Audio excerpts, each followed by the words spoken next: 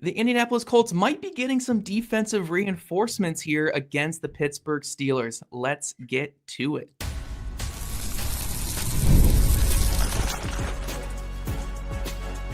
You are Locked On Colts, your daily Indianapolis Colts podcast. Part of the Locked On Podcast Network, your team every day. Thank you all for making Locked On Colts your first listen today and everyday part of the Locked On Podcast Network, your team every single day. This episode is brought to you by Mazda. Like our players, we sweat every single detail because when you make every move count, pulling off the unexpected is only the beginning. Stay tuned later for highlights this week in moving the game forward. Mazda, move and be moved. Hello, everyone. My name is Zach Hicks, your resident film nerd of HorseshoeHuddle.com, and my partner Jake Arthur is the credentialed tennis shoes on the ground for Roundtable Sports. Today. I'm giving you tennis shoes because I think that's the only thing you wear. Maybe sandals on the ground, right, Jake? We can go with that a little bit. I wear slides around the house and on errands, I would say.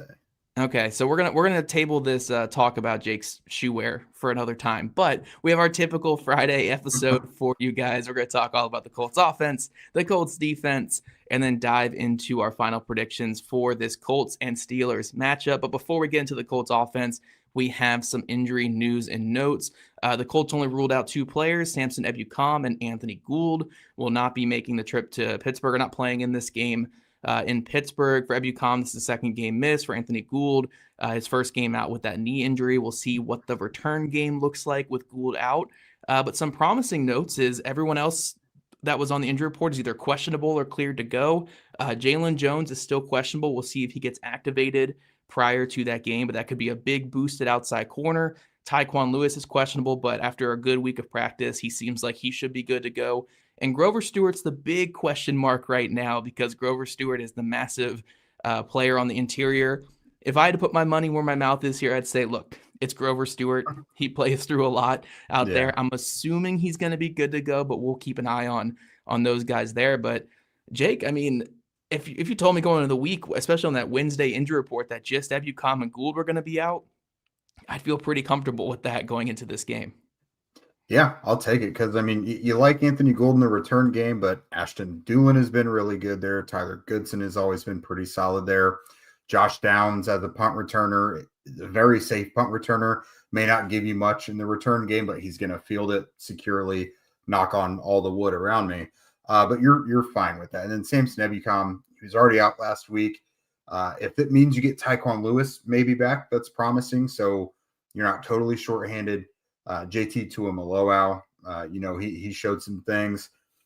Maybe we see your guy Tano Capassignon, however you said it in your very French accent the other day, or Darrell and Chami. So like they've got some guys that can plug in. They're maybe not necessarily to that level, but they've got some guys there.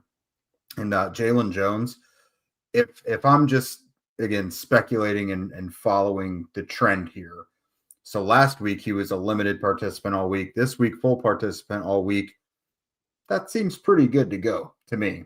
I was watching him specifically out there today. I thought he was moving around really well.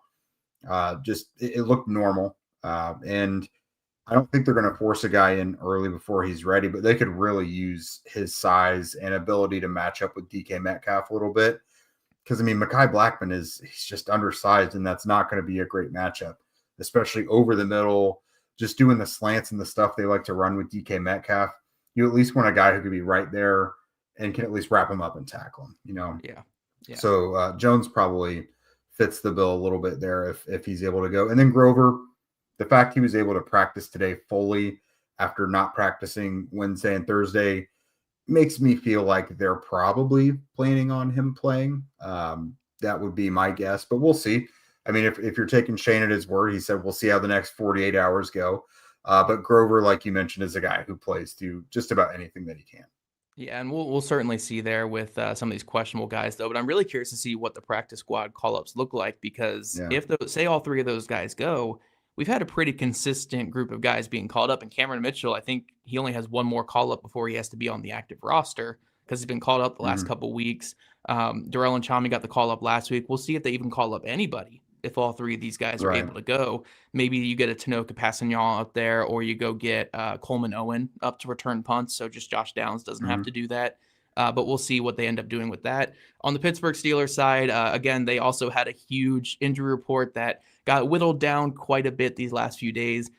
Wide receiver Scotty Miller is out. Cornerback Corey Trice is out for the 100th time in his career. And safety Jabril Peppers, he actually showed up on the injury report a little bit late this week, and he is out as well.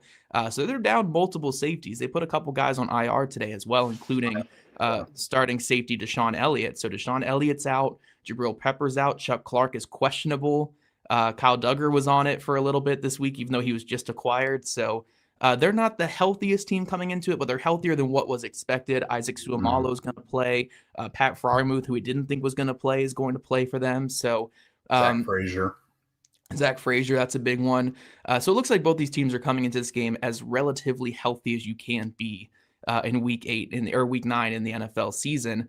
But getting to this Colts offense, Jake, you know what, it's so weird because I'm so used to being the pessimist in a lot of ways on this show over the last couple years. I mean, we've been doing this since 2022, so you guys understand where our pessimism comes from in a lot of ways from that 2022 season. And I always feel like I have to check myself when I say stuff like this, but I get the same vibe with this game as I got to like the Chargers game in terms of the Colts offense going into that one where, yes, it's a road game. Yes, there is always the potential for turnovers and pre-snap penalties on the road. But if I'm just looking at this matchup schematically, I don't really know what the Steelers defense can do to slow down this Colts offense. I think the most important aspect is just containing those edge rushers. The Steelers have 3 really good edge rushers, TJ Watt, Alex Highsmith, Nate Herbig. Very, very good players on the outside who have been playing some good football this year.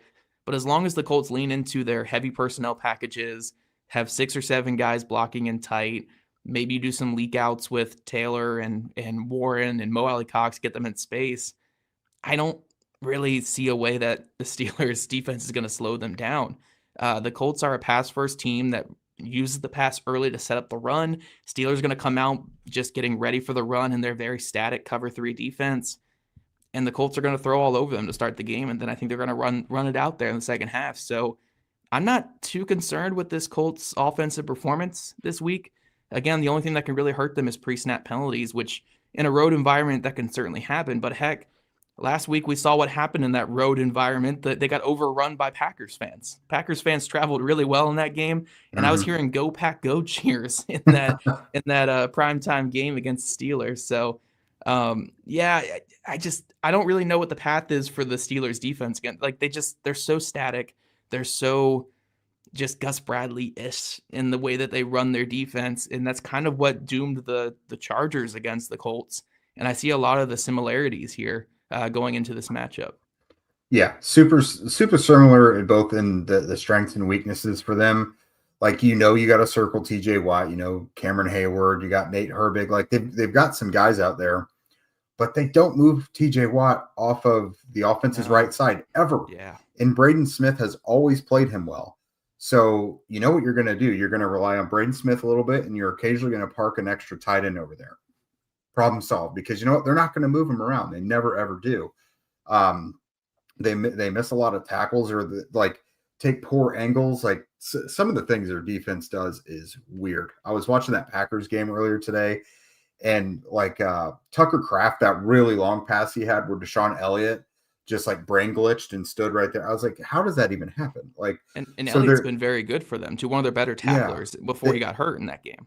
Yeah, they just play really kind of undisciplined ball, and that's exactly what one of the biggest issues with the Chargers was missed tackles and poor angles and things like that. And I had mentioned the Tucker Kraft of it all, 140 yards last week, a couple touchdowns. Guess what? Tyler Warren, one of his most redeeming qualities as a tight end is yards after catch. And Tucker Kraft killed that last week.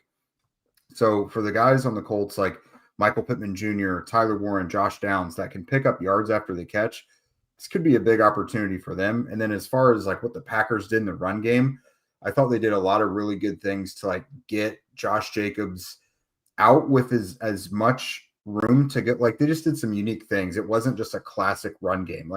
They did a lot of the kind of, I struggle to kind of describe it, but a lot of the unique things the Colts do to get Jonathan Taylor out in open space in the run game. I noticed them doing that with Josh Jacobs last week, And I was like, well, we obviously know that works with Jonathan. So I saw this Pittsburgh defense as a real opportunity for the Colts to keep it rolling.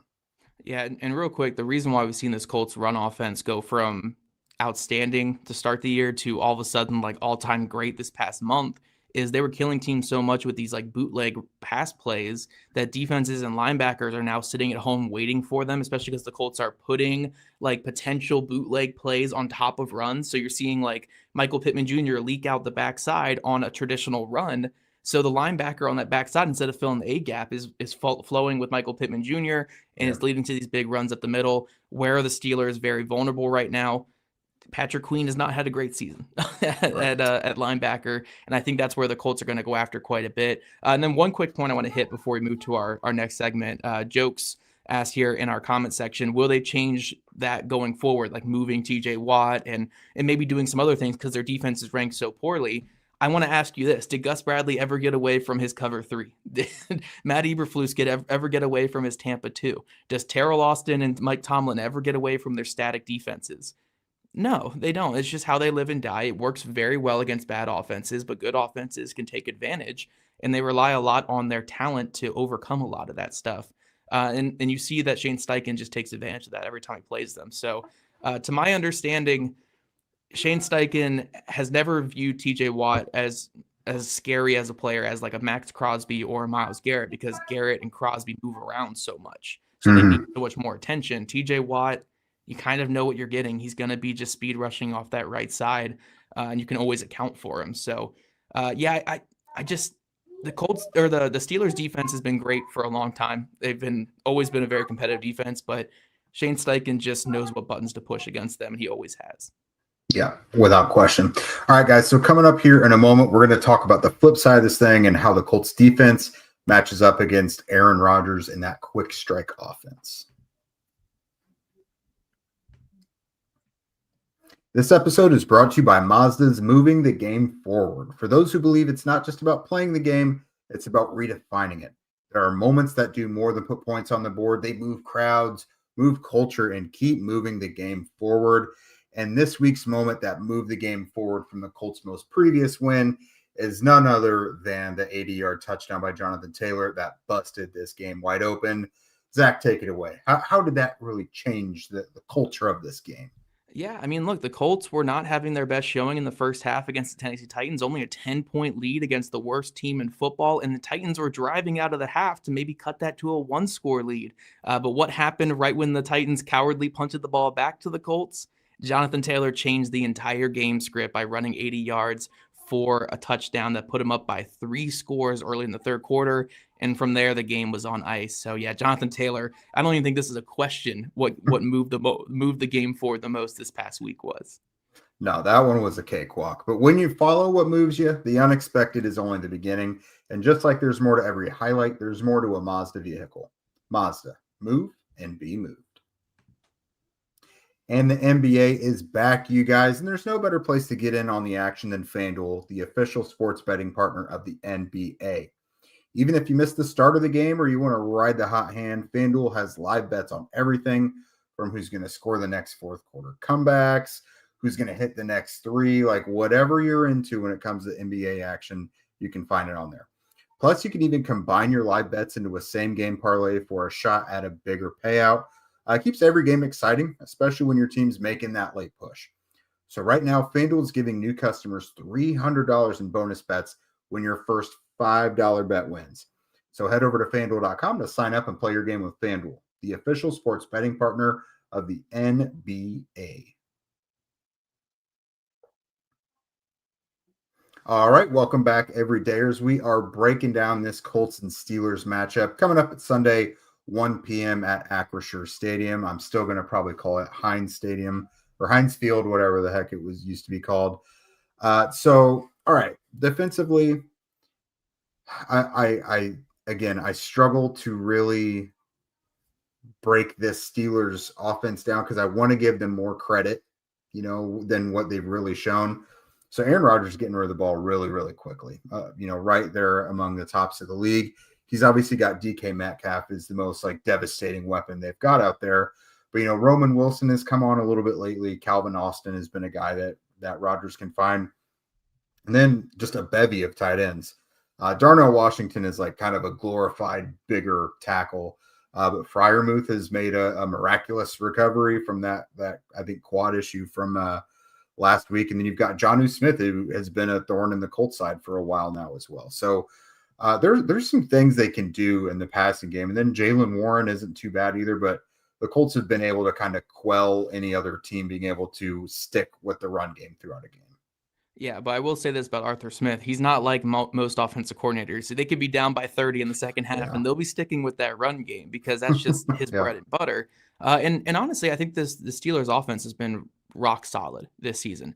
I'm not going to say they're one of the elite offenses in football, but I think what they do and how they capitalize against defenses this year has actually been pretty admirable. I like the way they use the 13 personnel sets. They're the number one team in the NFL in terms of 13 personnel usage. They have the personnel for it in terms of their tight ends and their extra offensive linemen that they like to work in there. Jaylen Warren is a hard-nosed runner for his size.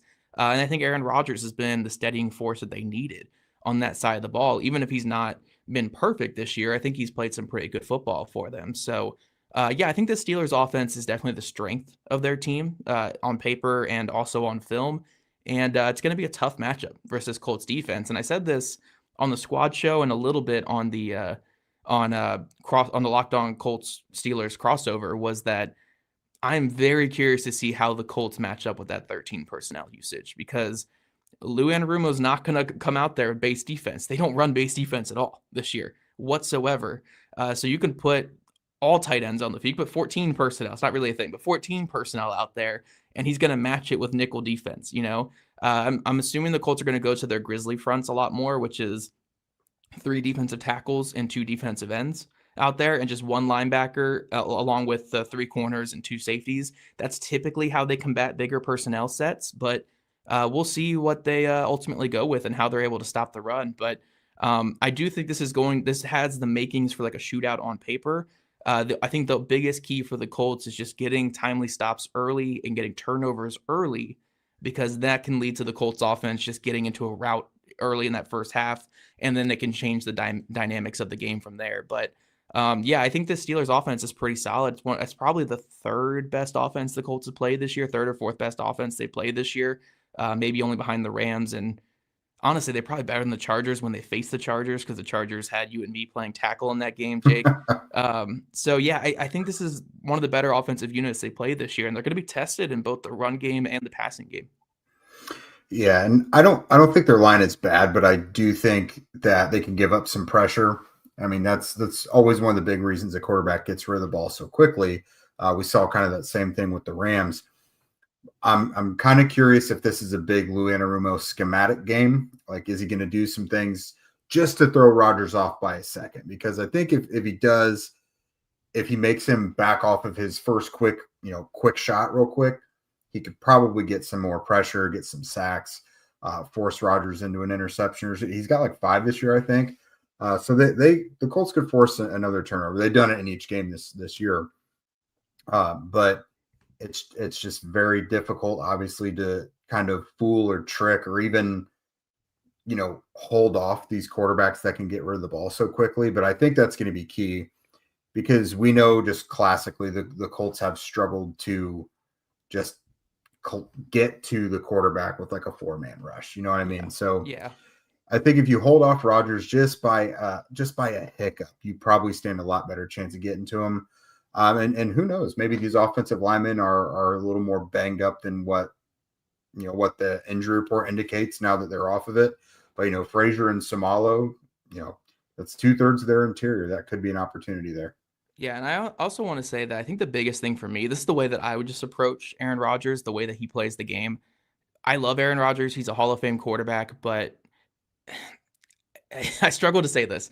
He's a bit more passive than some of the great quarterbacks in the history of the game. And when I say that is there's a lot of windows that he won't test. Like, he has his windows that he likes to test, like outside the numbers, the safer windows. But when you see a quarterback with his interception number in his career so low, people are like, oh, he takes care of the ball so well. It's like, well, it's because he's a bit more passive than some of the other great quarterbacks, especially now at his age.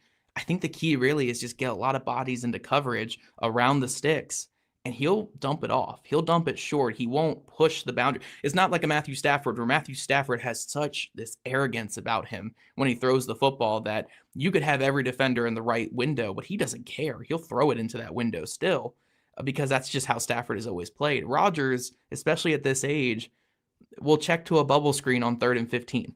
He will dink and dunk for sure. He will dink and dunk, and that can be successful. But I think when you're facing that as a defense, a lot of me just says, I'll take that. If you want to go 15 plays down the field, I dare you to not have a tip ball at the line of scrimmage in there. I dare you not to have one of these bubble screens blown up. I dare you not to have a guy fumble in the open field, because just one negative play can throw off that rhythm. And that's why dink and dunk is kind of hard to sustain at a high level. It can get you good drives here and there, but it's hard to sustain every single drive. So I think the key for me is, I don't really want to bring too much pressure in this game, and I don't really care what the sack numbers look like in this game. A lot of it really is just my tackling. Can I get guys back into spots, and can we tackle at the first line of contact? Because if we can, hold Rodgers to a 4-yard ADOT in this game, because he will have games where he does that, as long as these guys aren't falling forward for 6, 7, 8 yards, then we can win the game. So for me, I think that's the way I would combat Aaron Rodgers, is like, if he wants to be a dink and dunk quarterback, I'll let him be that. Just don't give up the deep shot to DK Metcalf. Don't give up the downfield fade to these receivers. Let them live underneath 10 yards and come up and make some tackles and punch that ball out if you have an opportunity. Yeah, that's been a lot of dinking and dunking, and not that Rodgers won't push the ball downfield, but it's been more opportunistic. Yeah. It's not been aggressive, just like you meant. So, all right, guys, this is kind of one of the tougher matchups of the season, so I don't think it's such a layup that we have an easy pick this week, but we'll tell you what we think is going to happen in just a moment. All right, let's be real, y'all. Making excuses doesn't solve anything.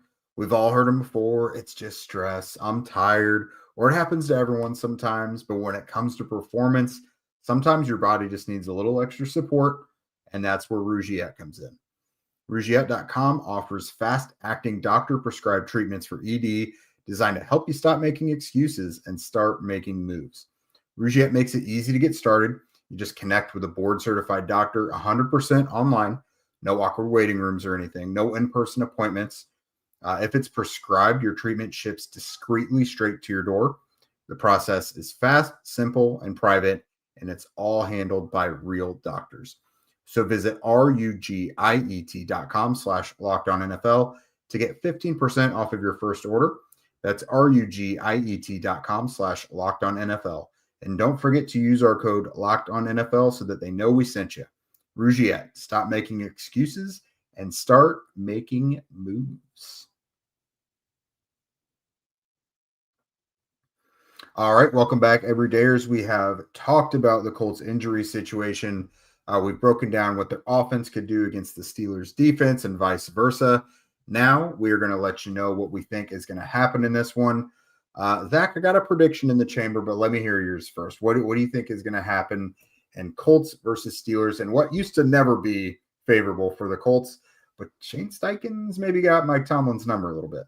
Yeah, I think that this is certainly a tougher game than some of the recent weeks one. Like, even though I compared it to the Chargers game, I still think it's a little bit tougher in the Chargers game. Steelers are a bit healthier, and I think that they just have a smoother operation going right now than what the Chargers did going into that game. But ultimately, this Colts team is just kind of a buzzsaw at the moment. And I think they're going to get the Steelers' best shot, especially in that first quarter on Sunday. Like, the Steelers are going to come out reared up, ready to go, because they're 4-3 coming off of 2 losses.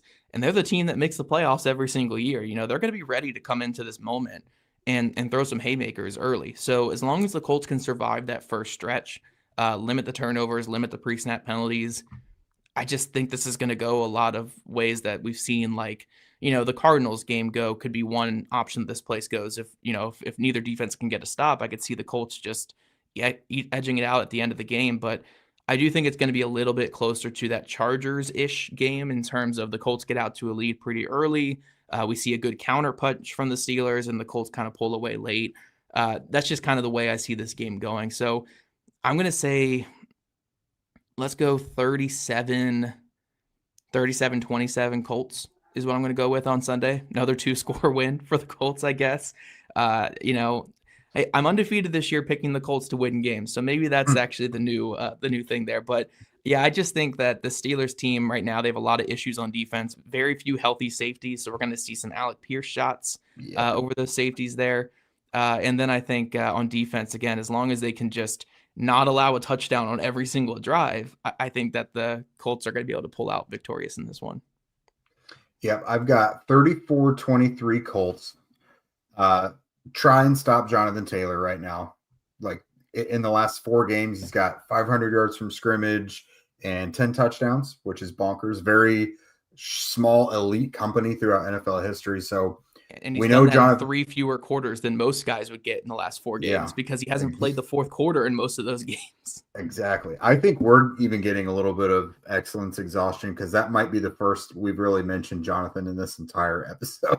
That's true. So like your MVP running back, that's a foregone conclusion that he's going to be productive in one way or another. Even if Pittsburgh wants to try and use all their resources to stop him, well, that's okay because your secondary is not tackling very well, and they've got Michael Pittman Jr., Josh Downs, Alec Pierce, Tyler Warren. It's the Colts have answers for pretty much everything. So the Pittsburgh defense is not doing well, so I don't really want to say this feels like a game where the Colts take a step down or anything. I think they still go over 30. This feels just like a normal offensive performance for them. The defensive side of the ball, though, like Aaron Rodgers is as crafty as they come.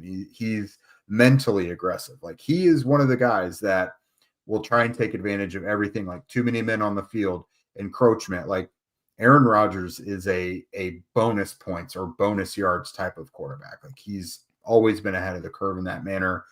So I always trust him to a degree to have more than the average quarterback would against the Colts. But Arthur Smith doesn't move me. Like that offense doesn't move me very much. You know what I mean? So I think the Colts have enough defensively. Again, I think it's one where Lou Anarumo has to scheme something up well anyways. So they don't really have to be dependent on the Colts' hot or cold pass rush. If Jalen Jones can come back, I think that is a big boost for them. So if Jalen Jones is there, if Grover Stewart's there, I think those are really big positives for the Colts. And just ultimately a little too much for Pittsburgh to handle. So again, that's 2 scores for me as well. 34-23 Colts. Yeah. And then when we get to our individual predictions, my favorite part of every week, because these are so hit or miss for us. We're either going to be very right or very, very wrong on these, but it makes this segment fun. I think I'm going to start off with we always have to talk about the leading receiver, the big guy on offense. I think the Steelers are going to go so far out of their way to take Warren out of this game plan after what Tucker Kraft just did to them last week. I think this is going to be a huge Josh Downs game, and I'm going to put it out there right now, right? Put it out there right now. The first Colts 100-yard receiver, Josh Downs, this weekend against the Steelers. They're going to get so many quick opportunities with Downs on option routes against Patrick Queen, and also with the injuries at safety. I think Jalen Ramsey is going to have to move out of the nickel and play some base down safety. So then you might get a backup nickel in there covering. Darius Slay is listed as a safety on their injury report. Yeah, so they'll move these guys around because they just don't have safeties currently. And I think you're just going to get some really prime matchups because they don't want to sacrifice on the outside against Pierce and Pittman, which will lead Downs to a lot. So I think Downs is going to get 9 catches in this game for 100 yards and a touchdown. So that's going to be my big one on offense. Defense, defense, they don't look awful, maybe is the biggest one. But who do you want to add? Tomiwa gets a quick sack on a pressure. I think that could be one. But what do you have for your predictions here, Jake? I have Laiatu Latu's getting his 3rd pick. Yeah, I like it because I think that's the way to play against. They're going to have to do a lot of the same stuff. The things that have brought him his 2 other picks. They're going to have to do that in this matchup. He's going to be dropping a bit, I think, and he's going to get his 3rd pick. Which pushes him again past his sacks, I think. I love that because Rodgers likes to do these quick slants to make. He tries to throw around guys instead. And I can totally see that just marrying with a Lou drop 8 coverage call or one of those blitzes where he drops Latu on the backside and it just hits Latu right in the chest. Now we'll see if he gets it. I love that prediction, Jake. I really want that one to come true. I feel that one in my bones. Yeah. And then one for both of us here. Let's just put this both out there. Let's get a Mo Alley Cox touchdown. I think he's Okay. earned it this year. He's He's fought. only got like 2 or 3 catches. Yeah, he's fought and scraped in the run game all year. We need to reward him with a touchdown in this one. Mo's actually historically had a pretty good run against the Steelers, had a touchdown last year, and then was a big-time performer, I think, in the 2 years ago one as well against them. So let's get Mo a touchdown this week. Again, to allocating resources to Tyler Warren, they're going to be focused on the wrong tight end on whatever that may be. Let's have Mo Cox be the first 100-yard receiver this weekend. That would be I would love it. Yeah, and I think Alec Pierce is going to get a couple of big shots down the field in this one too, just because, especially like against quarters, for instance. I think if they run any kind of quarter stuff with these backup and third string you safeties, can go over the top on quarters. The old no quarter way, thing no way. You can go over the top on quarters. You know, you can have an inside dig and then a post over the top with Alec Pierce. I guess that could work, but. I think that you're gonna have an opportunity for like a dagger shot or for like a deep post to Pierce against quarters or cover 2 against these backup safeties. And I think, look, calling a Pierce deep shot is not really a hot take whatsoever. No, it happens once a week. So. It happens once a week. Here's one from Joe here. He says Tyler Warren to Jones for a touchdown. I don't know if he's going to throw it to Daniel Jones, but I do want a Warren touchdown at some point. Can I just say that if he'd be allowed to do it, this feels like a game where AD Mitchell would kill the defense. if AD was given a role in this game, I feel like he would eat so hard, but I don't like. He's going to have to make it happen in like 3 snaps or whatever. There's too many guys that are going to be out there, you know, but I think ultimately, I think the Colts are going to win on Sunday. I just think they're the better football team. They got the better offense and honestly the better defense too, which I know everyone's going to be like, no, the Colts defense sucks, but watch the Steelers defense. You know, at least the Colts are doing something innovative on defense on Sundays in terms of how they're bringing pressure. The Steelers are kind of doing the same thing. So we'll see, but I'm definitely stamping that Josh Downs prediction. I love your lot too. We're going to stamp the Downs over 100 yards or at least leading the team in receiving yards. And Latu getting his 3rd pick of the season. Those are our stamps. If it happens, I'm marching right up to him in the locker room after and demanding $100 because like I feel responsible for that. We're cutting up the clips on here and putting it out there though for sure if he gets it. But that's all we have for today, guys. We want to thank you for making Locked On Colts your first listen today. And every day the NFL season's finally here. So for your next listen, get a double dose of the Locked On NFL podcast. Tyler the Madman Rowland gives you a shot of espresso to start your football day, while Tony Wiggins takes you into the barbershop for the smoothest breakdowns to end the day. Find Locked On NFL on YouTube, wherever you listen to your podcast. You guys want to become a Locked On Colts insider and chat with us directly and get that insider scoop, follow the link in our show notes. And if you don't already, make sure you're following at Locked On Colts, at Jake Arthur NFL, at Zach Hicks 2, all on socials. Also subscribe to us on YouTube, wherever you listen to your podcast. We love your guys' ratings, reviews as well. We want to thank you guys for tuning in here on this Halloween show. I'm dressed up as a podcaster who kind of knows some things. Jake is dressed up as a dad over there. So, you're looking like Charlie from Twilight on here, Jake, is what you're looking like. I dad. like it. Yeah. Well, I have a K-pop demon hunter to get moving through the neighborhood here soon. So there we go. So we want all of you guys to stay safe out there on Halloween tonight. Have a great day. And we'll see you guys back here for the Locked On Colts squad show following, hopefully, another victory over the Pittsburgh Steelers.